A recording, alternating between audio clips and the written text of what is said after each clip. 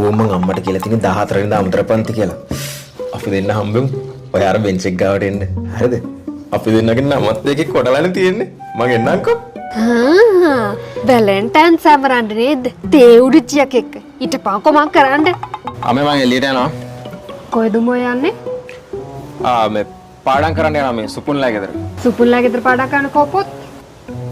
මේ පොත් ගේන්න තමයි මම අම්මට කියන්න බැරි වුණා. ඔබ කොහෙවත් යන්න ඕනේ නැහැ. මං කාන්තිට කතා කරලා සුපුන්න ගෙදරට ගෙන්න ගන්නම්. ඔහොම හිටපන්. මේ සුපුන්ට කතා කරන්නේ අම්මා. හෙලෝ කාන්ති. මේ සුපුන්න පොඩ්ඩක් ගෙදරට යවනවද? මේ අපේ පුතාත් එක්ක පාඩම් කරන්න. ඇන්ටි සුපුන් ළමයා අද දෙන්න කොහෙවත් යන්න ඕනේ නැහැ. මෙන්න මේ ගෙදරට එලා පාඩම් කරන්න.